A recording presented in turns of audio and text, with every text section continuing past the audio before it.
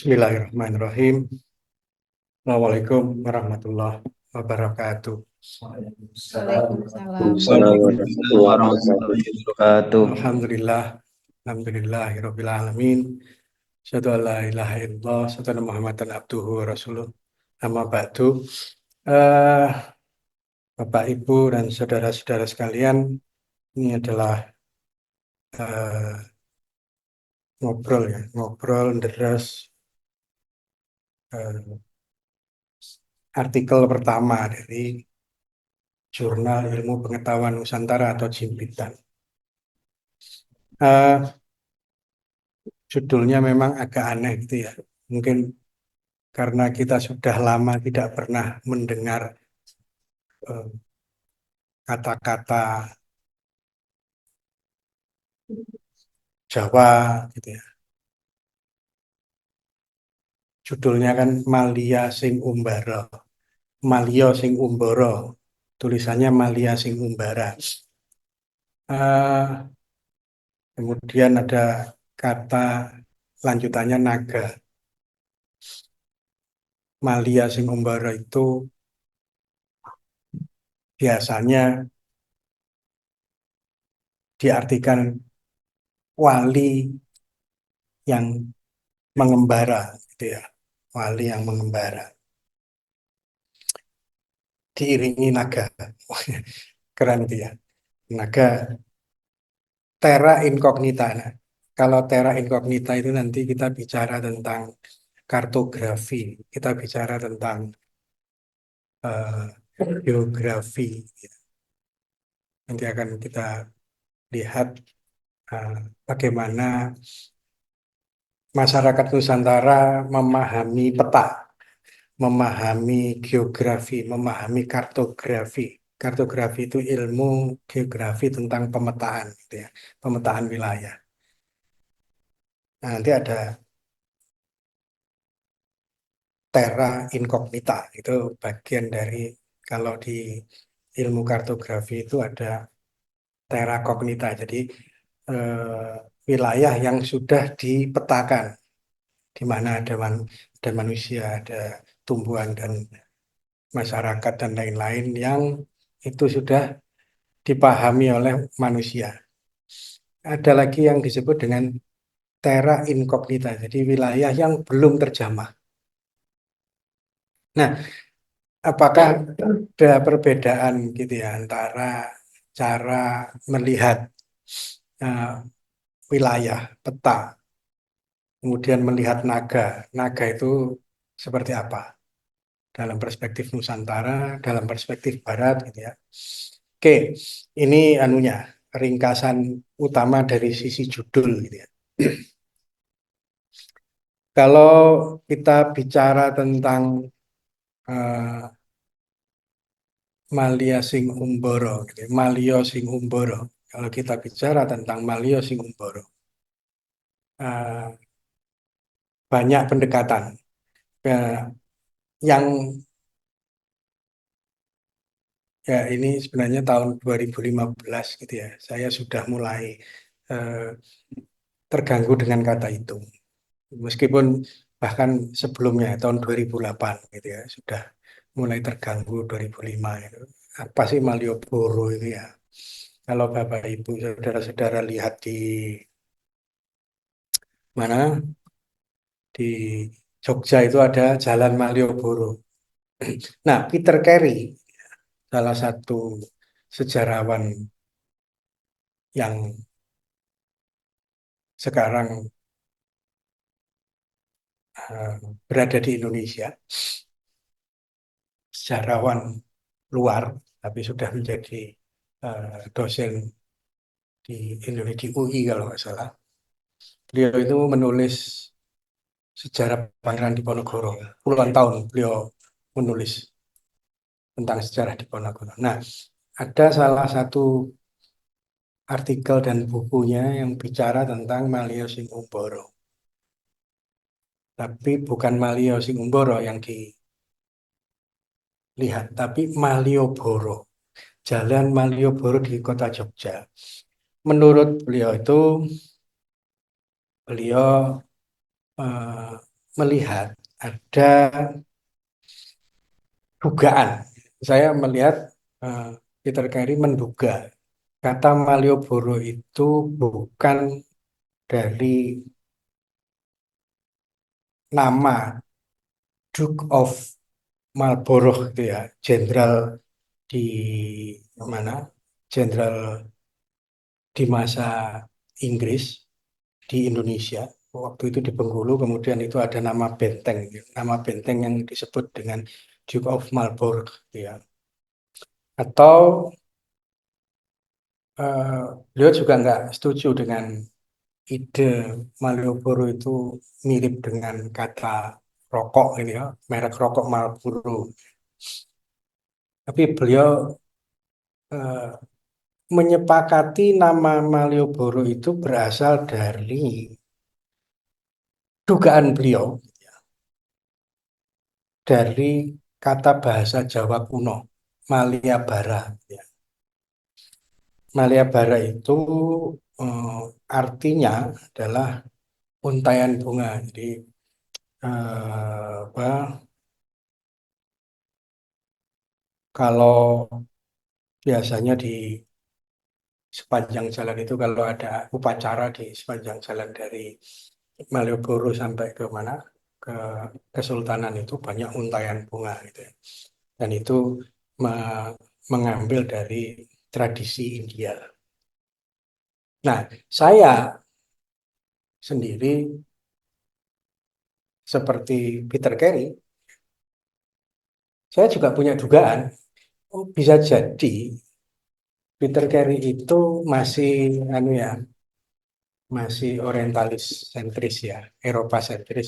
Melihat Indonesia itu bukan bukan dalam konteks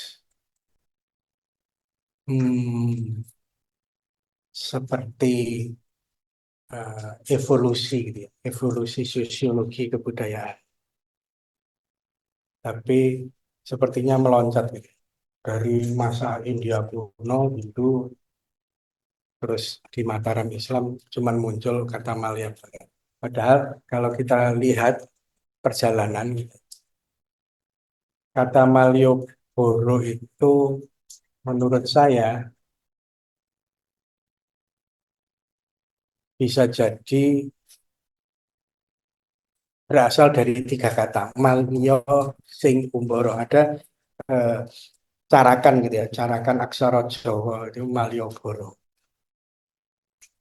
Nah, kalau itu bisa jadi logis karena dia berdekatan dengan eh, interaksi kebudayaan masyarakat Jogja dengan keislaman gitu. Dalam tradisi Islam itu kan ada eh, apa istilah wali gitu ya. Wali atau orang suci. Nah, dalam tradisi itu kalau saya ya di artikel ini saya tulis ya saya mencoba untuk melihat dari cara pandang oksidentalis, cara melihat saya sebagai orang Timur melihat realitas itu ya. Tidak seperti orientalis. Orang Barat melihat Indonesia. Nah, menurut saya Malio Sing Umboro itu karena ada apa interaksi budaya dengan agama Islam, terutama ini ada di Quran surat Yunus. Quran surat Yunus ayat 62 tadi sudah dibacakan oleh Mas Idai. Ya, artinya ingatlah sesungguhnya wali-wali Allah itu tidak ada takut dan tidak pula mereka bersedih hati.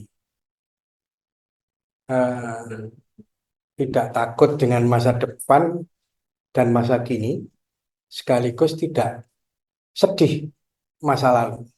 Biarkanlah masa lalu menjadi ibroh bagi kita, tapi juga eh, kita melihat masa depan itu menjadi yang lebih baik. Nah, itu kata-kata wali. Tapi sebenarnya wali seperti apa ketika Rasulullah ditanya oleh para sahabat, eh, Rasulullah itu pernah berkata begini, di antara hamba-hamba Allah ada sebagian orang yang bukan nabi dan bukan pula syuhada yang mati syahid di dalam peperangan atau sedang belajar gitu ya, atau dalam perjalanan mati syahid. Tapi orang ini kedudukannya itu tinggi sekali derajatnya. Dan itu eh, dicintai Allah, kedudukan itu seseorang itu. Karena terus sahabat itu tanya, loh, siapa itu mereka ya Rasulullah? Ya, itu adalah orang-orang yang saling mencintai sesama saudara, tetap mencintai apapun gitu ya. Mereka konflik atau tidak, tapi mereka mencintai, bekerja untuk umat karena mencintai karena Allah itu.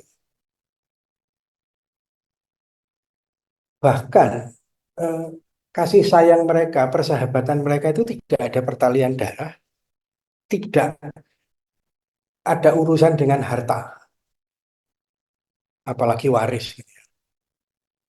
Nah, kata beliau itu sungguh wajah-wajah mereka itu bercahaya. Mereka duduk di atas singgasana yang bercahaya. Mereka tidak takut ketika orang-orang merasa takut. Mereka tidak bersedih ketika orang-orang bersedih hati.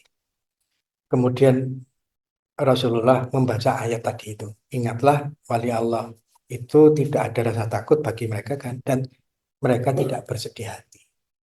Nah, itu adalah ekspresi wali, wali Allah, waliullah, para wali. Nah, makanya ini adalah istilah kemudian dibawa ke Indonesia, ke Nusantara, dan itu banyak didiskusikan di komunitas-komunitas apa pesantren, komunitas-komunitas eh, Jawa di apa di luar Jawa, di NTB, di Sumbawa, di Lombok, mereka sangat percaya gitu ya. Di Kalimantan, di Sulawesi, mereka sangat percaya bahwa ada yang namanya wali-wali Allah yang sangat dicintai Allah. Nah, inilah ekspresi Malia Sing Umboro. Itu kalau saya melihatnya Malioboro itu dari ekspresi itu. Nah, kalau mau lebih dekat lagi, yang namanya Malia Singumboro itu adalah contoh wali. Salah satunya adalah eh,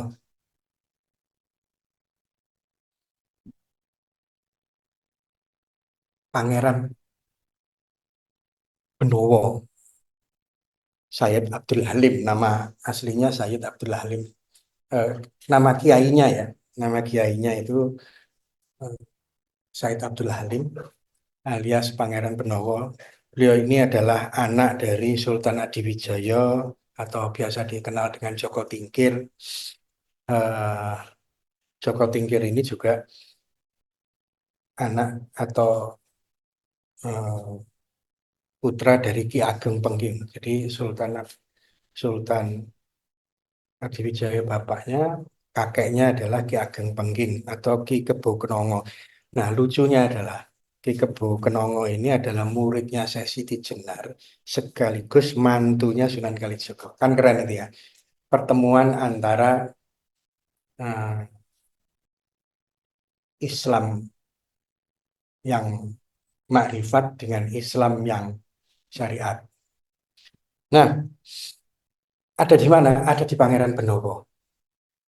Makanya beliau ketika diminta untuk menjadi sultan di kerajaan Pajang gitu ya,